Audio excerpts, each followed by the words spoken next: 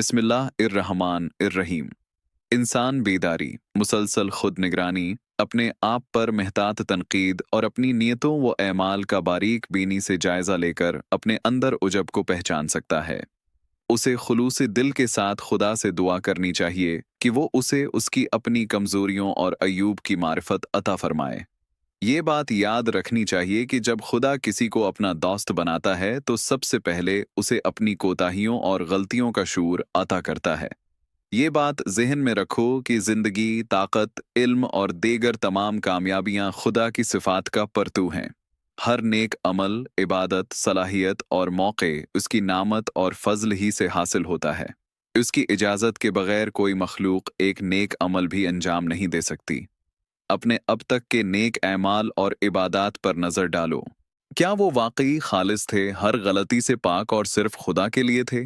क्या तुम वाकई ये दावी कर सकते हो कि खुदा तुम्हारे नेक ऐमाल पर तुम्हें मुकम्मल उज्र देने का पाबंद है? या बेहतर ये है कि तुम ये समझो कि ये खुदा की मदद थी जिसकी वजह से तुम्हें नेकी करने का मौका मिला और उसी ने तुम्हारी बहुत सी कोताहियों और बड़ी नियतों पर पर्दा डाला, और तुम इस उम्मीद पर रहो कि वो इन ऐमाल को ऐमाल सालिहा में शामिल फरमा ले। ये हकीकत समझ लो कि ज़मीन की सतह पर कोई भी मखलूक खुदा की इबादत और बंदगी के तकाज़ों को मुकम्मल तौर पर अदा नहीं कर सकती। अनबिया और औलिया की दुआएं इस बात की गवाह हैं कि वो खुद भी इस बाब में अपनी आजिज़ी और नाकामी का एतराफ़ करते थे। वो जानते थे कि अगर वो सारी उम्र भी सिर्फ कर दें तो खुदा की नामतों का शक्र अदा नहीं कर सकते, चाहे जायका इसकी ज़ात और सिफात का हक अदा कर सकें। लिहाजा इंसान को हमेशा अपनी कोताहियों का एतराफ़ करते हुए आजिज़ी अख्तियार करनी चाहिए और खुदा से मग़फ़रत तलब करनी चाहिए। उजब की बराई जो इंसान को अपने मामूली ऐमाल को बहुत बड़ा समझने और दूसरों के नेक ऐमाल को कमतर जानने पर आमादा करती है। अपने अमाल पर गौर करो। जब खुदा तुम्हें किसी छोटे से नेक अमल की तौफीक देता है तो तुम कैसा महसूस करते हो?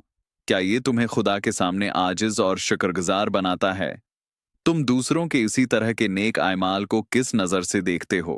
क्या तुम्हारे दिल के लिए उन्हें नेकी मानना मुश्किल होता है? और जब तुम कोई गुनाह करते हो तो तुम्हारा हाल क्या होता है? क्या तुम खुदा के हुजूर शर्मिंदगी महसूस करते हो या उसे मामूली समझकर उसके लिए बहाने तलाश करते हो?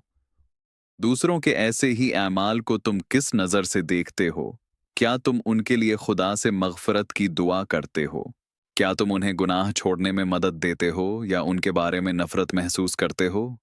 इमाम मोहम्मद बाकर ने फरमाया, उजब का रास्ता नफ्स की मारिफत के ज़रिए बंद कर दो। मैज़ान अल हुक्मा, हदीस नंबर 11819।